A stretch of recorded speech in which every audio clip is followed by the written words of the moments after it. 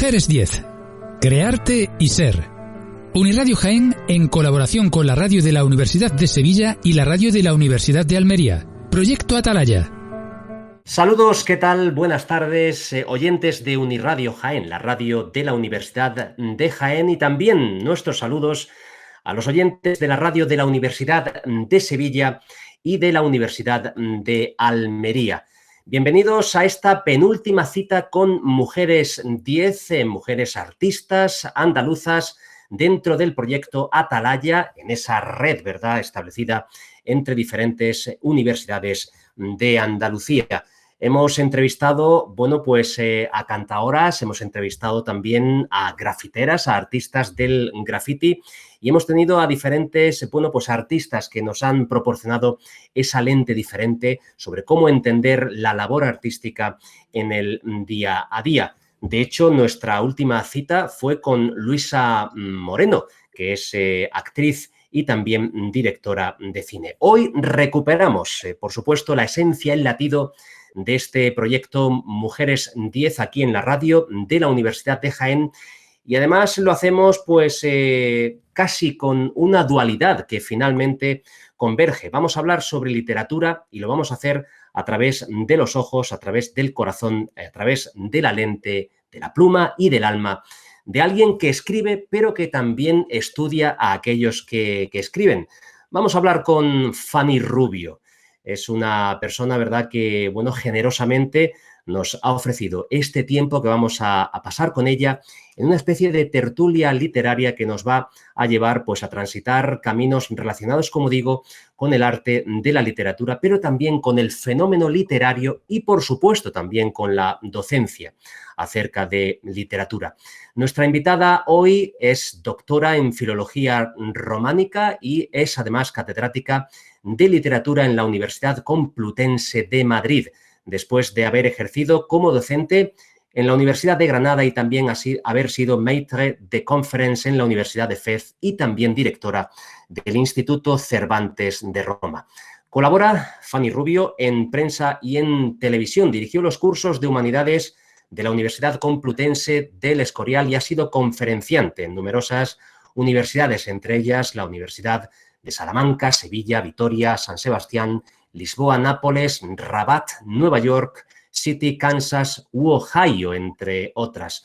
Después de haber sido premiada con el Ciudad de Jaén por sus primeros poemas adolescentes, ha publicado libros de poesía y narrativa breve, entre ellos Acribillado Amor, bueno, pues también obras como Retracciones y Reverso, o, por ejemplo, cuentos tales como A Madrid por Capricho o Fuegos de invierno bajo los puentes de Madrid. En el ámbito de la crítica literaria destacamos las revistas poéticas españolas entre 1939 y 1975 y también, bueno, pues ha publicado obras como las revistas de poesía dentro de lo que es la aportación a la historia de la poesía española de la posguerra. En este caso, bueno, con el subtítulo Hacia una bibliografía total.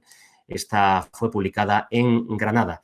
Bueno, pues también repasamos otros de sus títulos, ¿verdad? Novelas como La sal del chocolate, publicada en Seix Barral en el año 1992, o La casa del halcón, además de El dios dormido, El hijo del aire o El dios dormido también y La casa del halcón en bolsillo, dentro de lo que es punto de lectura. Es editora del Quijote en clave de mujer o mujeres y también ha escrito libros de ensayo como El Juan Ramón de Aurora de Albornoz y, bueno, entre premios, entre galardones, el premio Meridiana obtenido o concedido en este caso por la Junta de Andalucía y también Proyecto Natural de Jaén en el año 2018. El caso es que es nuestra invitada, Fanny Rubio, es una persona, ¿verdad?, que ha favorecido y así se le ha reconocido las relaciones de amistad y cooperación de la nación española con el resto de la comunidad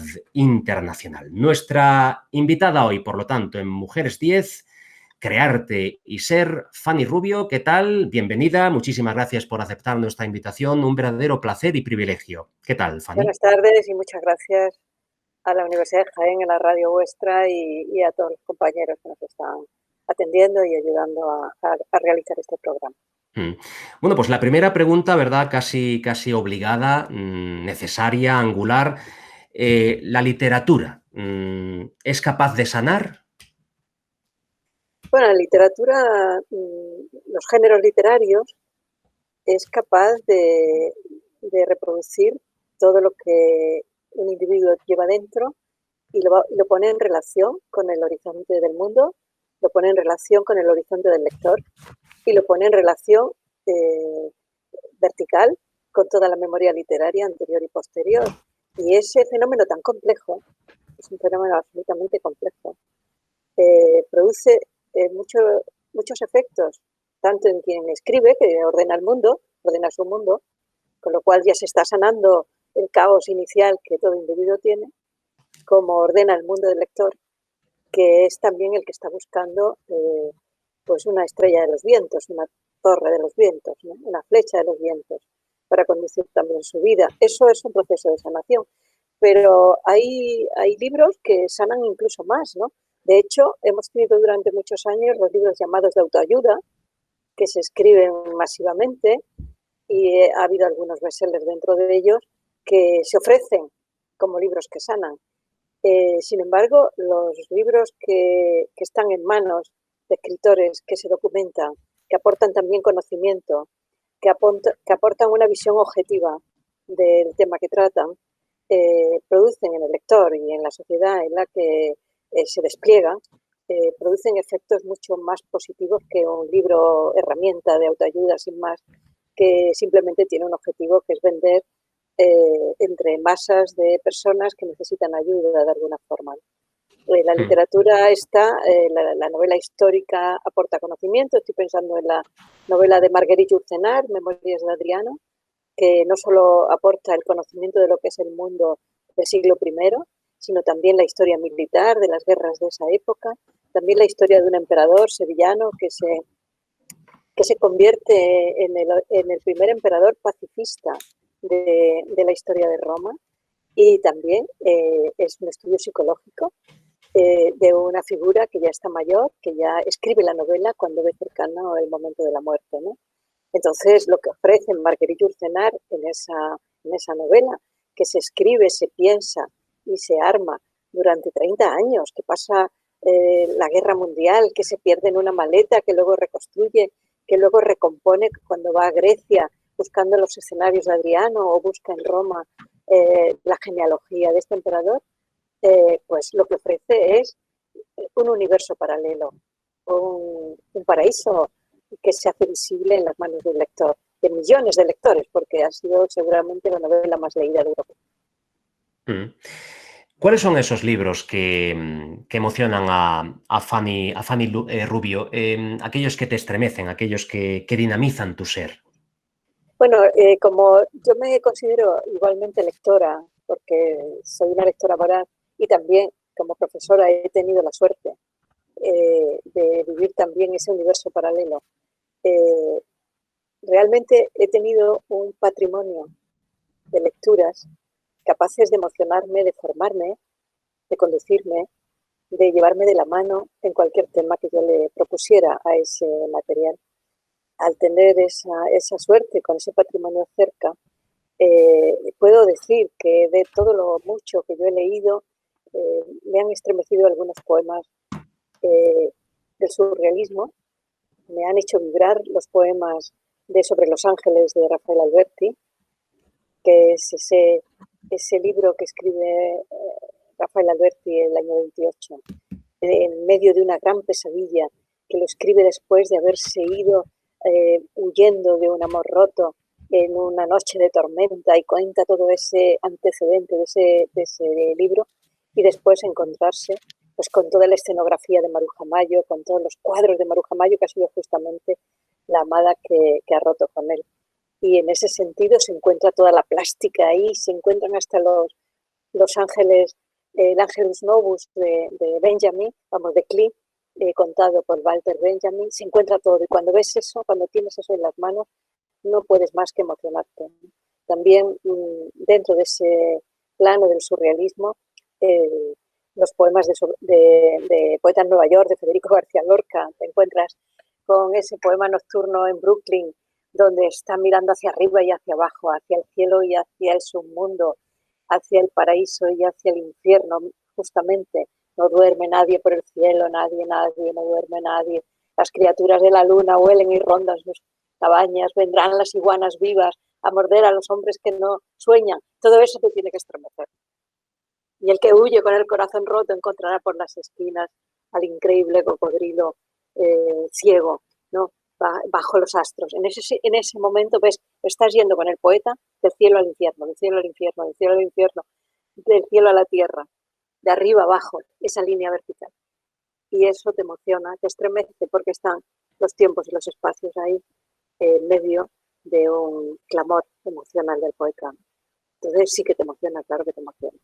O te puede emocionar Alejandra Pizarnik, ¿no? Es decir, que a mí me emocionan los poetas de la escuela surrealista, me producen un gran impacto, porque el surrealismo ha sido la estética prohibida en España durante muchísimos años. No así en Francia, que se le ha reconocido al surrealismo, como dijo en un momento determinado Benjamin, ¿no? La gran estética europea, ¿no? La gran revolución de Europa, estética de Europa. Lo que llegó a España en estos cortos, pequeños ejemplos, pero grandísimos desde el punto de vista poético. Pues repasando en compañía de nuestra invitada hoy aquí en Mujeres 10 dentro del proyecto Atalaya, Fanny Rubio, repasando ecos del estremecimiento, ¿verdad? Bueno, pues esos ecos poéticos de Alberti, de Lorca, de Pizarnik, y además también en compañía de nuestro querido técnico José Antonio Ruiz Eliche, nuestro community manager Roberto Torres y también de nuestra redactora Sandra Moreno Lozano. Fanny, no sé si resulta todavía hoy en día necesario defender, dignificar la enseñanza de la literatura y el peso además también de las humanidades en los estudios, en los niveles más iniciales de génesis dentro de la enseñanza. Es fundamental, y no lo digo porque yo sea del gremio de este campo, sino porque yo me hice persona, yo misma me hice persona con las humanidades y con la literatura en el instituto, en el colegio primero y luego en el instituto de Linares. Y realmente uno se hace persona cuando tiene delante un proyecto de pensamiento, una filosofía, un espacio de goce y también una posibilidad de crecer. Las humanidades nos hacen crecer por dentro y remiten a mundos interiores que son capaces de leer el universo entero. Por eso las humanidades son muy necesarias para un niño, un chico, un adolescente que se forma y un adulto que quiere saber quién es, ¿no? Por tanto, la enseñanza de las humanidades son fundamentales. Decía Juan Ramón Jiménez, creemos los nombres, derivarán los hombres y luego derivarán las cosas y el mundo, ¿no? Y si no hay nombres, no hay hombres y mujeres. Si no hay nombres, es decir, si no hay filología, si no hay humanidades, no hay personas. ¿Qué es propio y además diferencial de la literatura escrita por mujeres? Bueno, hubo un tiempo, en los años 70, que teníamos el sueño, pues evidentemente salíamos de un país que era hegemónico en el campo de lo tradicional y sin embargo, y aunque despegaba económicamente, y pensamos las mujeres que escribíamos y las mujeres que estudiábamos que nuestro reto se podía conseguir inmediatamente, que era el reto de la igualdad y que también en el campo del pensamiento y del territorio intelectual podíamos ejercer tanto como pensadoras o como creadoras en igualdad con los hombres. Después de mantener una cierta práctica en la literatura, nos dimos cuenta que había una barrera que se levantaba entre los hombres o los muchachos que escribían y nosotras, que también que hacíamos lo mismo y que teníamos la misma formación. Esa barrera era el canon que producía una mirada autorizada con relación a la escritura de los autores, ¿no? Autor, fundador de ciudades en la literatura oriental, pues el autor era el fundador del canon en España, en Europa, y nosotros éramos pues ese grupo que aparecía luego en una mesa redonda aparte, ¿no? Pues como estuviéramos en un país más atrasado, ¿no? Que es, y ahora las mujeres que escriben, primero los autores y luego las mujeres que escriben. Eso nos parecía una cierta ofensa y empezamos a estudiar por qué sucedía esto, ¿no? Si crear el canon era algo que prohibía la presencia de las mujeres como autoras, aunque había alguna que se colaba de vez en cuando, ¿no? Pues Ana María Matute, a la que le costó muchísimo entrar en el grupo de escritores en castellano en Cataluña. O Carmen Martín Gaite, ¿no? Que él peleó mucho por la voz de las mujeres y que tiene un libro, ¿no? A través de la ventana, las mujeres están a través de la ventana, el hombre está en la calle, ¿no? Que la calle es la metáfora del canon, ¿no? Entonces, sí, vimos que había alguna diferencia en la recepción, ¿no? En la recepción. Y en los procesos de creación había también una ligera diferencia, que no tenía por qué ser distintivo ni una diferencia absoluta, sino de la que partíamos. Nosotros partíamos de un ángulo diferente, veíamos el mundo desde otro lugar. Y aunque podíamos desembocar en la novela en igualdad como con los autores, ¿no? Y sí, de hecho hay una perspectiva distinta, pero eso no significa que no optemos al mismo lenguaje, que no optemos a los mismos símbolos, que no optemos a los mismos problemas a resolver y tampoco y que no optemos a la misma jerarquía que existe, la jerarquía estética o la jerarquía literaria que existe en el caso de los autores con mayúscula. Sin embargo, cuando alguna autora entra en el campo literario, yo creo que todavía sigue siendo un poco pesado que no sepan cómo enjuiciar el tema. Y muchas veces lo que se hace es preguntarle a la autora como mujer si es compatible su profesión de escritora con la crianza de sus hijos, o si qué le parece la literatura erótica, o por qué ciertas mujeres están en el campo del bestseller porque lo de chico, es más interesante los premios, si hay dos premios, dar un premio a un género y otro premio a otro. Es decir, estamos todavía en una pasarela en la que la mujer, la autora, sigue siendo juzgada como mujer más que como autora. Has hablado sobre mundos paralelos, en definitiva también estabas hablando sobre diferentes perspectivas y a mí me gustaría preguntarte, Fanny, si existe alguna diferencia entre la Fanny Rubio autora, escritora, y la Fanny Rubio estudiosa de la literatura. La diferencia está solo en el espejo, estar a un lado o a otro del espejo. El profesor o el analista o el crítico o el ensayista que está con un tema, transmitiendo un tema, está en una parte del espejo y está indagando en esa parte del espejo. Y el creador está en el fondo de ese espejo. Y a veces pueden llegar a coincidir y es muy interesante que coincidan, porque el mirarse en un terreno con el instrumental del otro le da una riqueza enorme a lo que se produce. Y produce también una enorme satisfacción, porque tú sabes si aciertas o no. Incluso a veces, pues me lo comentaba Umberto Eco, que estaba siempre en todos los lados del espejo, porque era catedrático, escribía novela, hacía programas de televisión y daba conferencias, ¿no? O Octavio Paz, ¿no? O Mario Vargas Llosa en algún momento.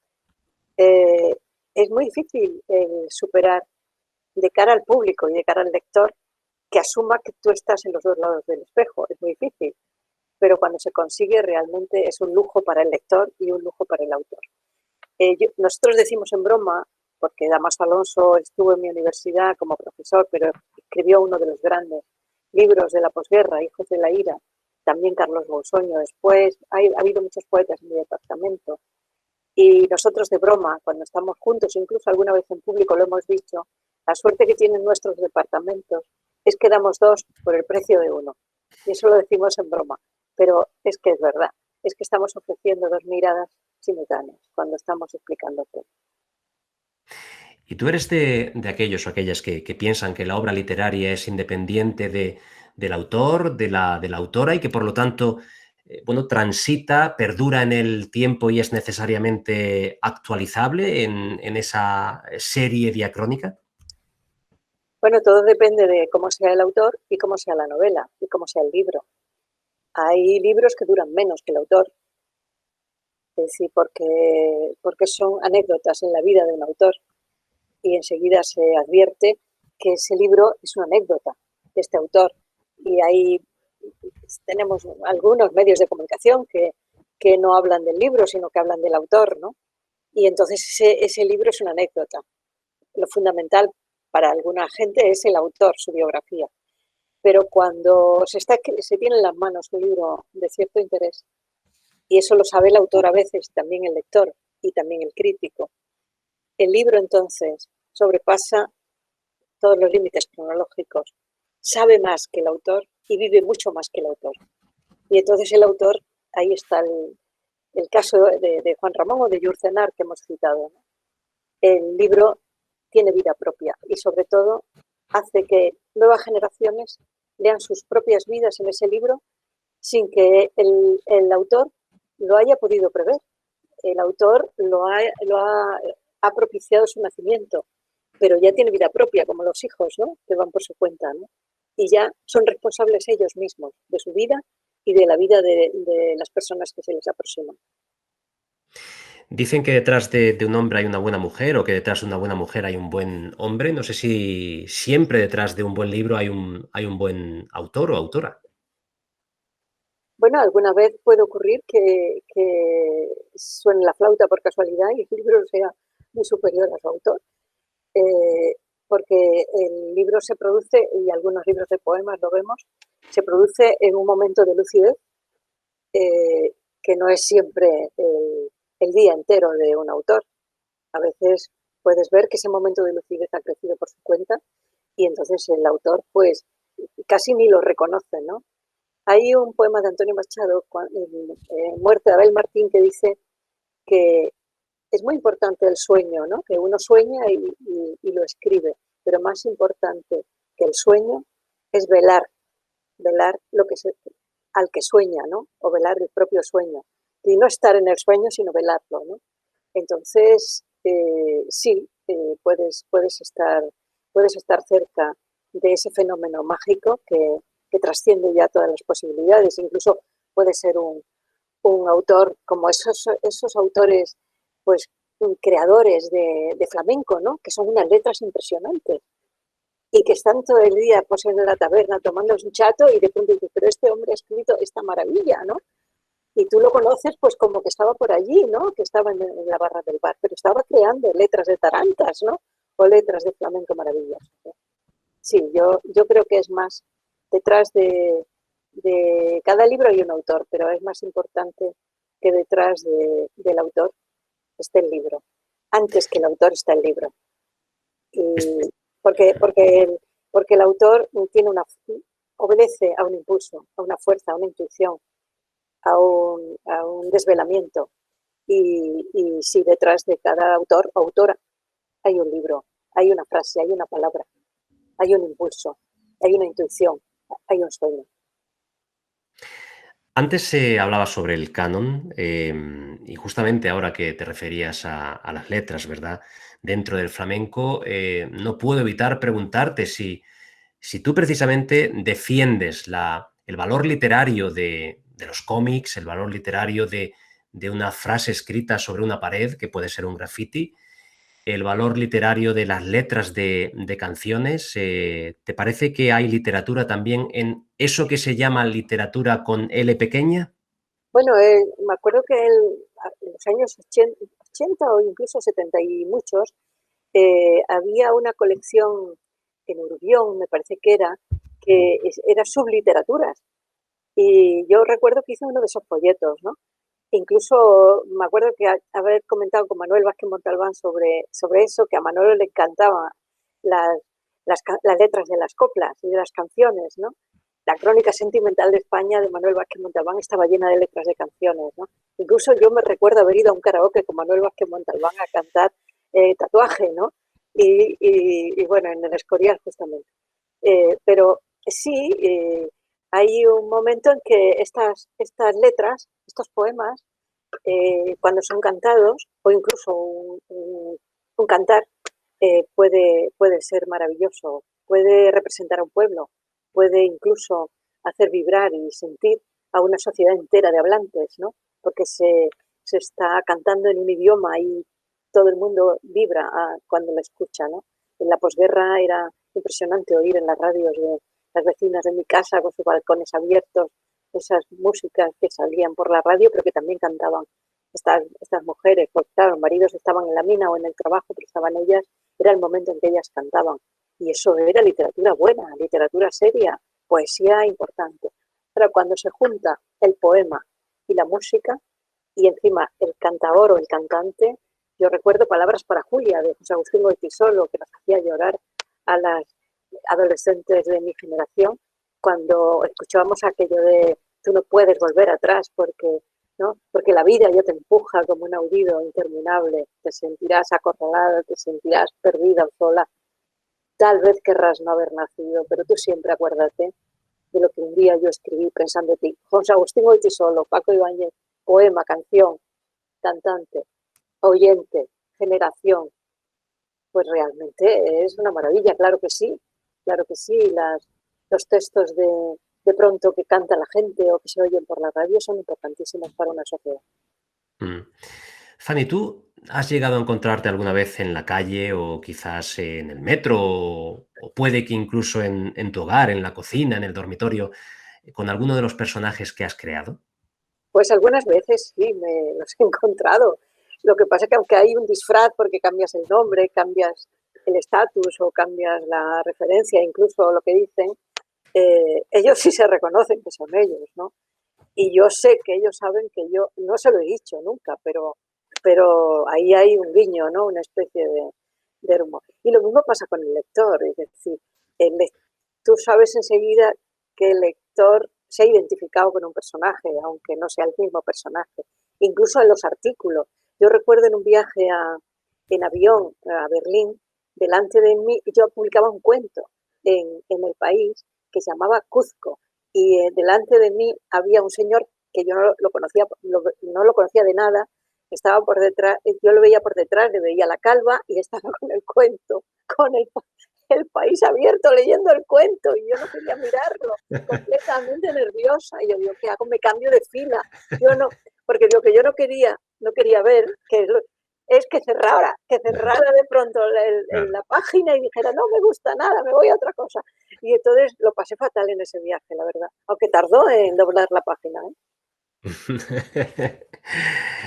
Bueno, pues hemos llegado casi a la mitad, ¿verdad? Al hemisferio, se puede decir, en nuestra tertulia, nuestra entrevista a Fanny Rubio aquí en Mujeres 10, Crearte y Ser. Estamos disfrutando al máximo. Escuchamos un indicativo que nos sirve, ¿verdad? Como siempre, entre comillas, nuestro querido técnico José Antonio Ruiz Celiche. Retomamos el pulso a esta conversación, a esta tertulia, ¿verdad?, sobre literatura, sobre el fenómeno literario en general, sobre la vida, con Fanny Rubio, nuestra invitada hoy, nuestra artista, nuestra docente y nuestra escritora, aquí en Mujeres 10, dentro del proyecto Atalaya. Fanny, no sé si antes hablábamos sobre esos personajes que fluyen, que se mueven, que laten en tus escritos, y a mí me gustaría saber si también en tus escritos de alguna forma has llegado a revelar un secreto inconfesable en algún momento. En poesía hay un poema que tiene 2 títulos. Inicialmente se llamaba Paco Rabanne in memoriam, y conocí a Paco Rabanne en los cursos nuestros del Escorial y le dije, perdona, pero lo de in memoriam era irónico. Ay, ¿cómo me dices que me ha dedicado un poema a mi perfume? Era un perfume, Paco Rabanne. hace favor de cambiárselo, porque es que yo no lo puedo resistir que ponga sin memoria. Y entonces lo titulé Perversidad indefinida. Entonces en unas ediciones aparece Paco Rabanne in memoria y en otras Perversidad indefinida. Y es que te enamoras, crees que te has enamorado de una persona y resulta que lo que te enamoró fue el perfume. Y entonces cuando te das cuenta, pues ya es tarde, ya es tarde. Pero esa confesión la explico, te debo confesar que fue el perfume que se extendió en tu cuerpo, lo que yo amé, y él fue el testigo de la hermosa mentira. Termina con la palabra mentira, porque fue una mentira, pero yo no sabía que el perfume podía llegar a representar el máximo de un enamoramiento, ¿no? Bueno, pues puede haber, ¿verdad?, mentiras piadosas y mentiras perfumadas, como en este caso. Fanny, ¿tú puedes concentrarte a la hora de escribir en cualquier parte o necesitas esa habitación propia? Bueno, antes de empezar, por la mañana tengo que caminar por mi pasillo 20 turnos, dobles. Adelante y hacia atrás 20. Ese pasillo es largo, Y ahí ya no solo hago ejercicio, porque todos los amigos y médicos y todo, tienes que caminar, pues claro, no sabe que nosotros somos de sillas, que no somos de andar. Pero decía Saramago, pero ¿qué insistencia tienen todos en decirme que camine?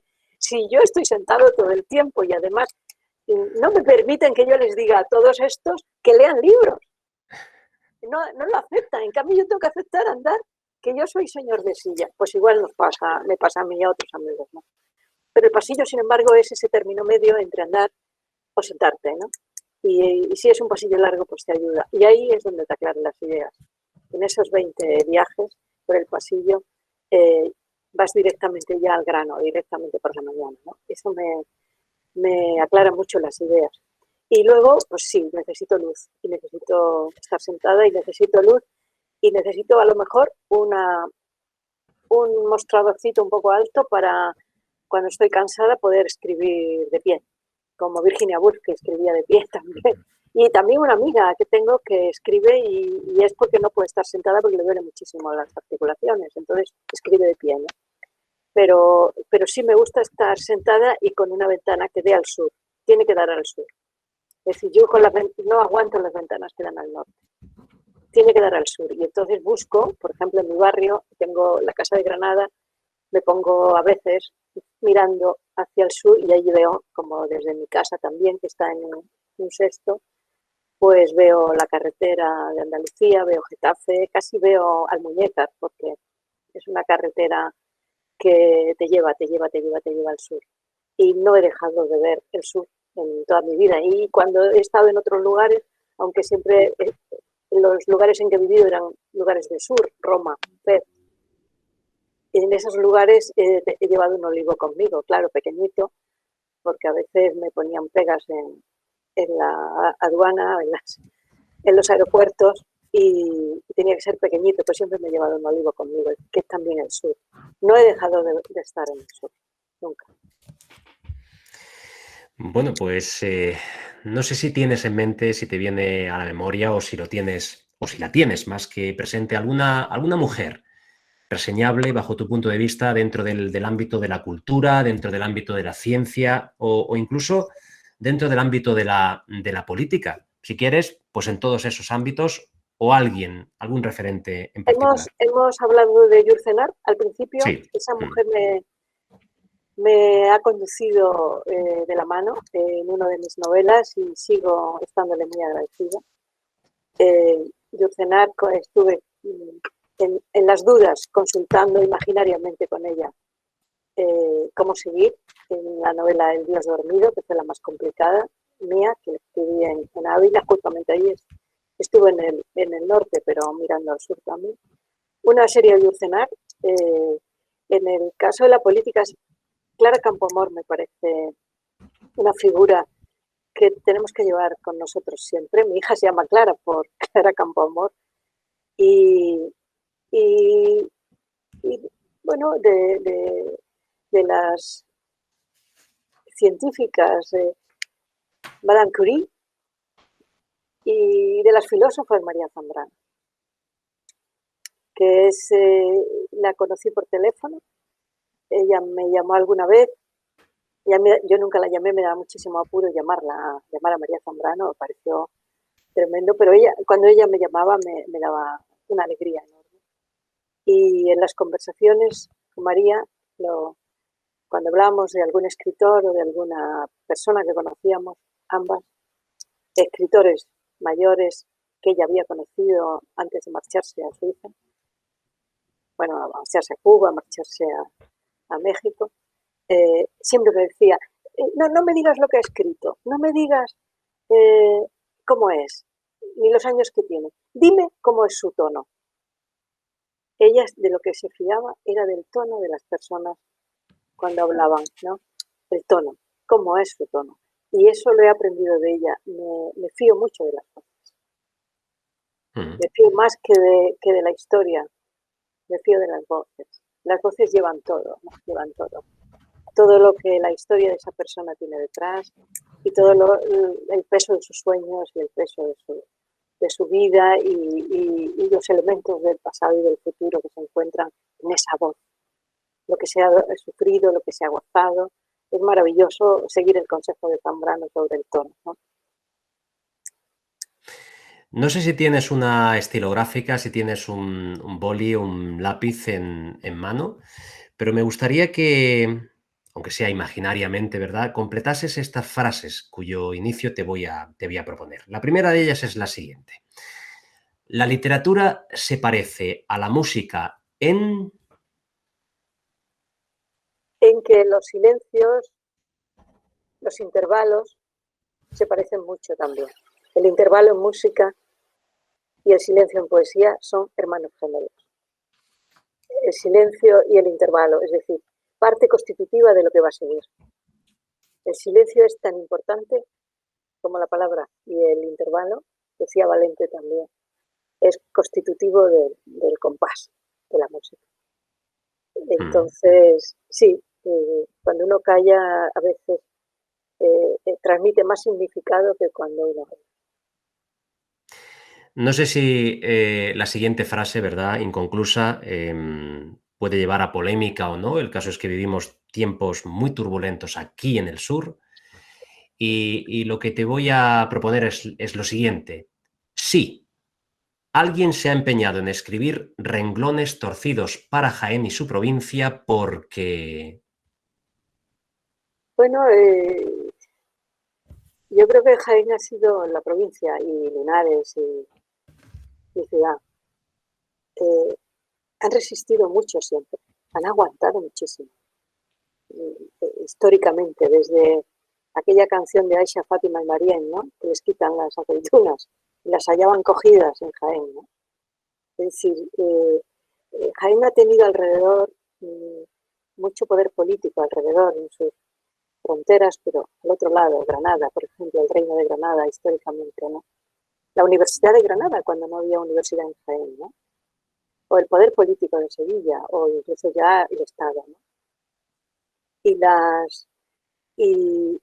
ha resistido en esa desposesión, ¿no?, a la que le han sometido como provincia, y ciudad, como ese lugar maravilloso en el que era una de las ciudades más importantes del Mediterráneo en el siglo XIX y XX, con las minas, con el capital inglés y alemán y suizo que venían con las máquinas más importantes de Europa, y el que compraba el plomo en Linares ganaba la guerra mundial, es decir, algo alucinante, como de ciencia ficción. Y de pronto ves que los abandonan, ¿no?, que se abandona todo.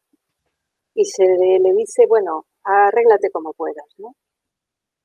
Cuando han tenido, ha sido de donde ha salido pues, el aceite, que es el oro, ¿no?, del mundo, ¿no?, de donde sale lo más importante, ¿no? Y entonces yo creo que tienen que dar una explicación. Los que han dejado en la estacada la provincia tienen que dar una explicación, ¿no? Pero la resistencia es grande Y yo creo que eso es simplemente una circunstancia dolorosa, pero que se va a superar, porque la capacidad, como el olivo tiene una fuerza que no puede con el olivo ni el pino, ni el ciprés, ni un bosque entero. El olivo es el más fuerte, es el que sobrevive al diluvio. Es un árbol bíblico. Entonces, los hombres y las mujeres son como su paisaje.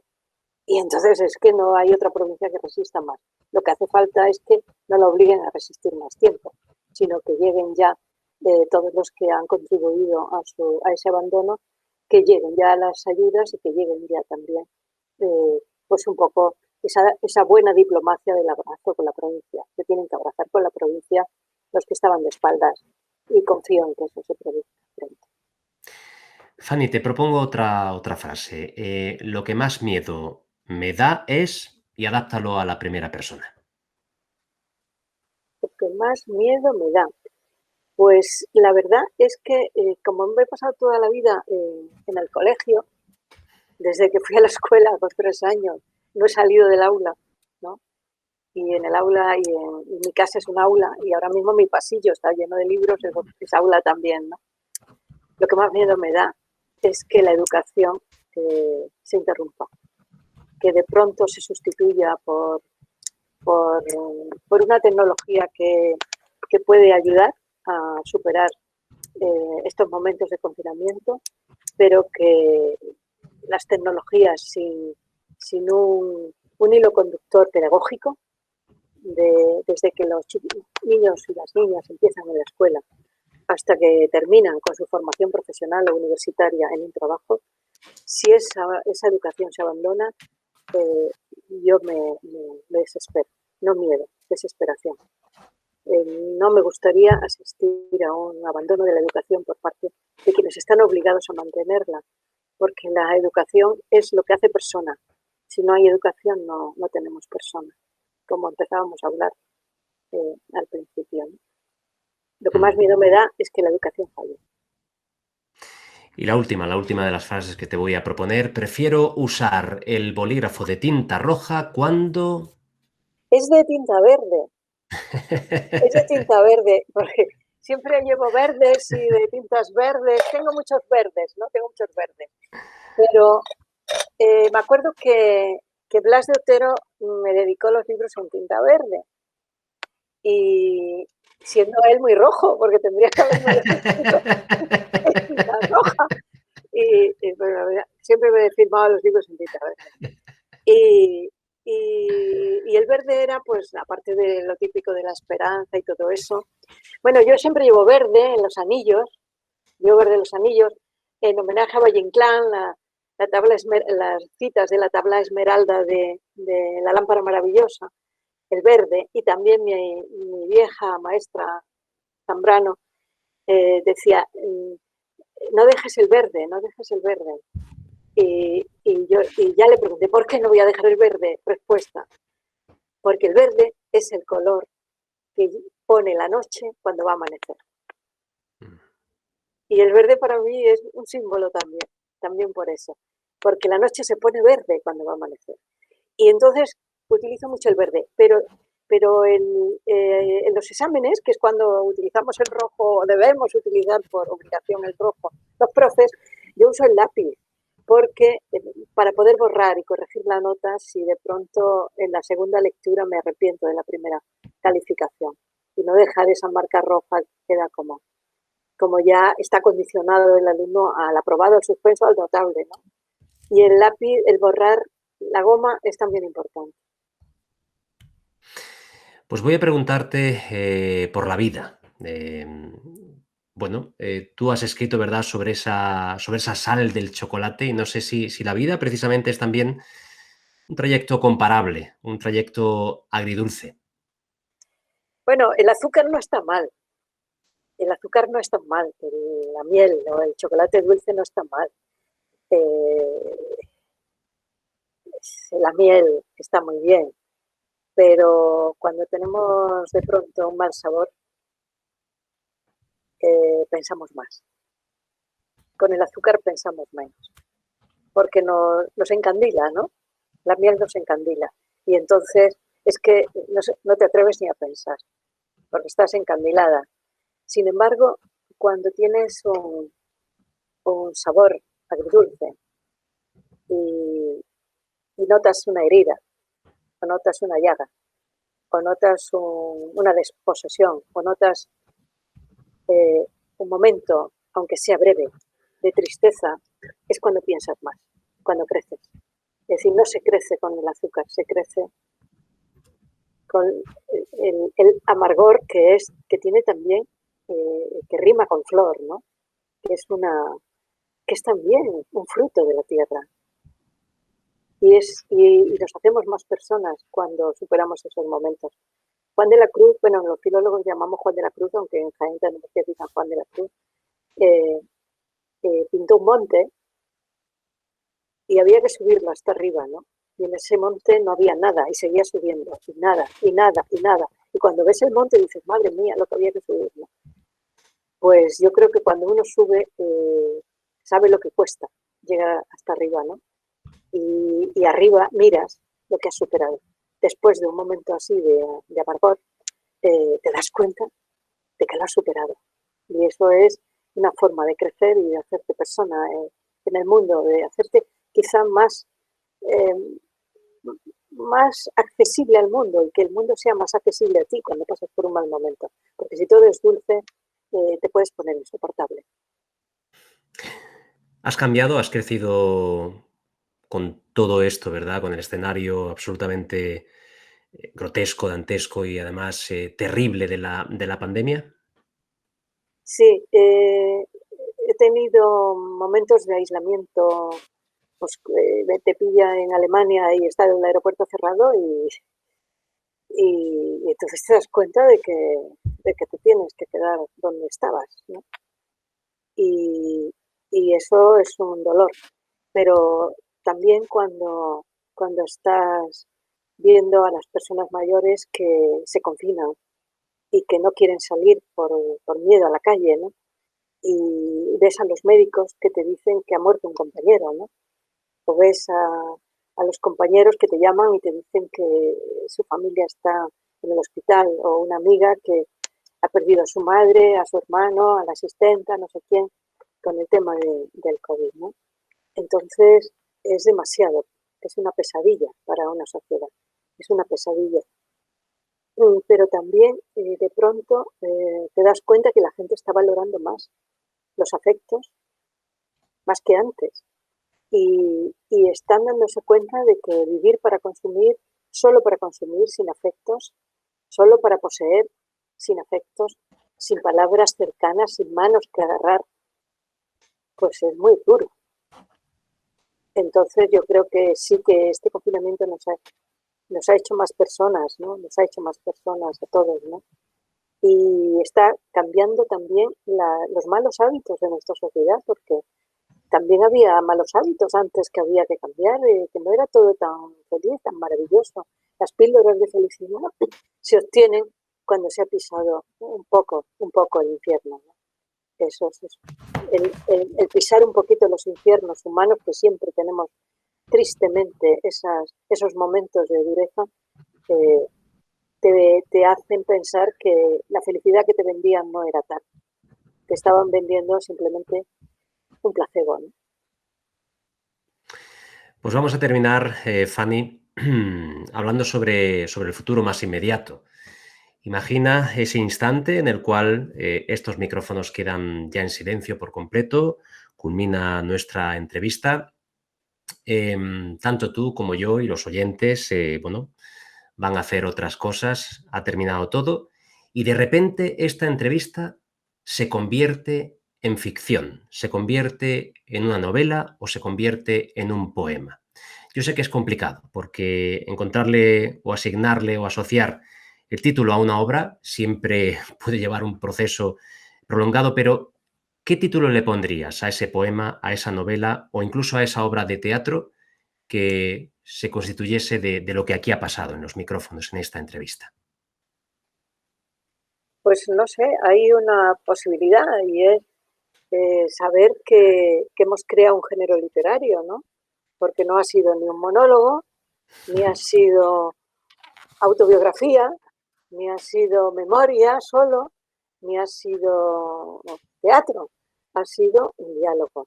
En ese diálogo se ha producido intercambio, pero se llamaría diálogo y yo le pondría entre paréntesis un verso que cantó, que era de Benedetti, que cantó Nacha Guevara, mucho más que dos. Somos mucho más que dos. Y yo creo que le pondría ese título. Mucho Pues más que dos.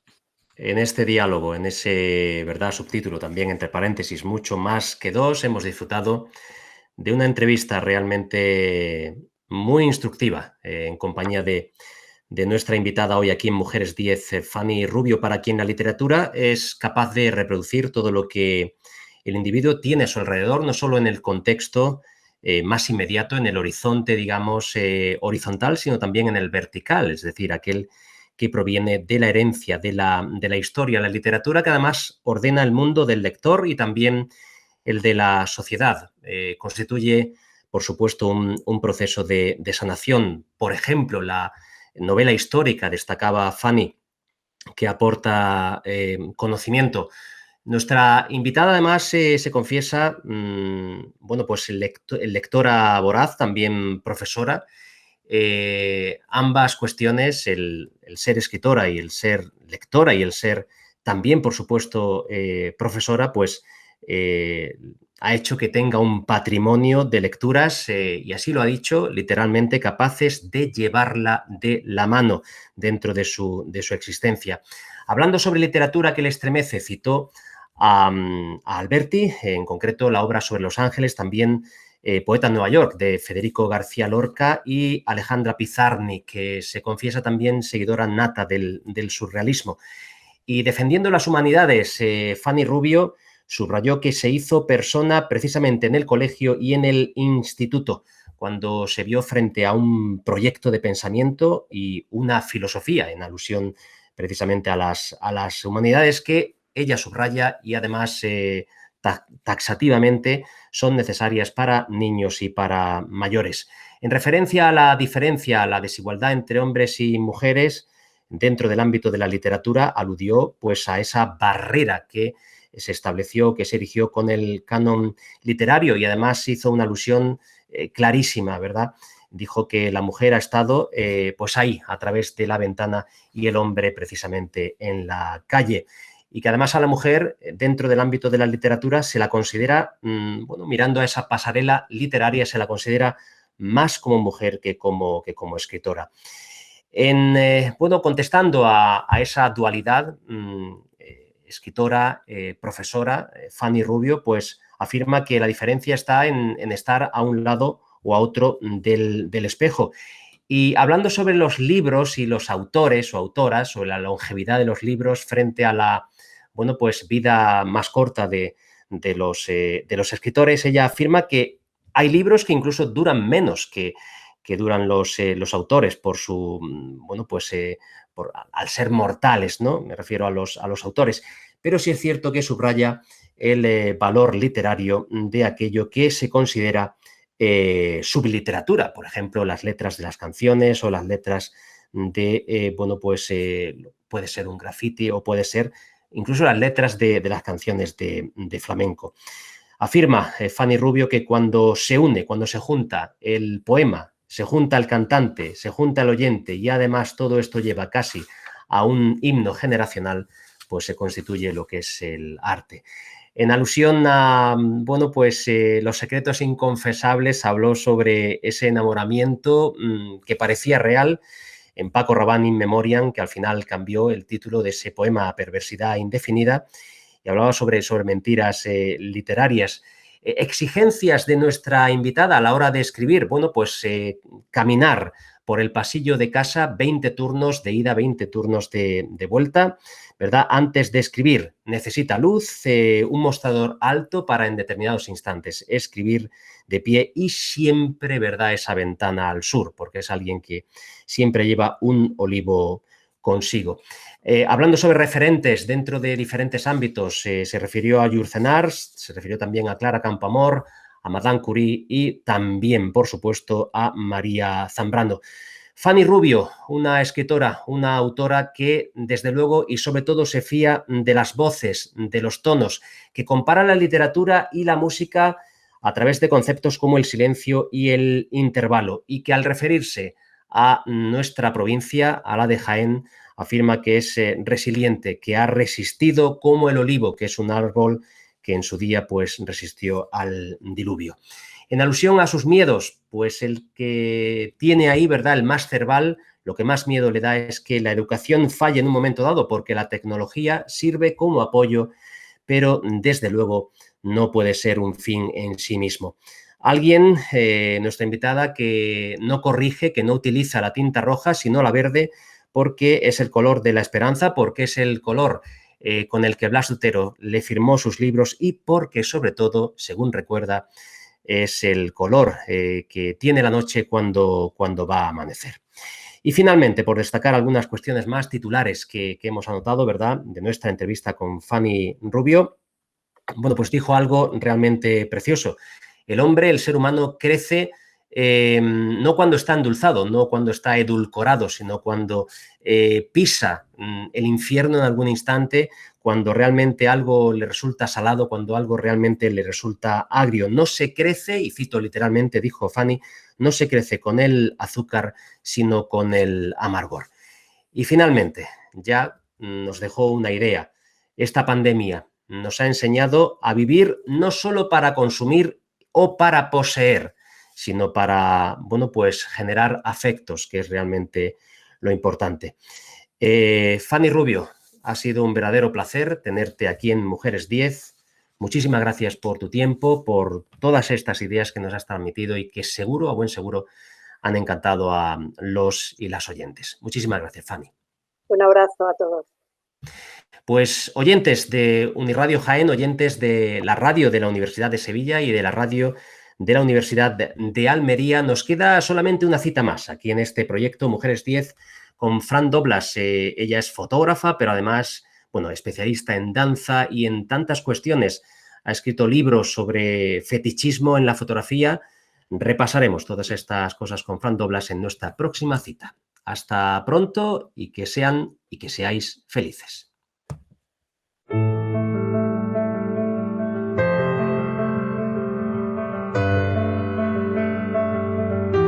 Mujeres 10. Crearte y ser. Uniradio Jaén en colaboración con la radio de la Universidad de Sevilla y la radio de la Universidad de Almería. Proyecto Atalaya.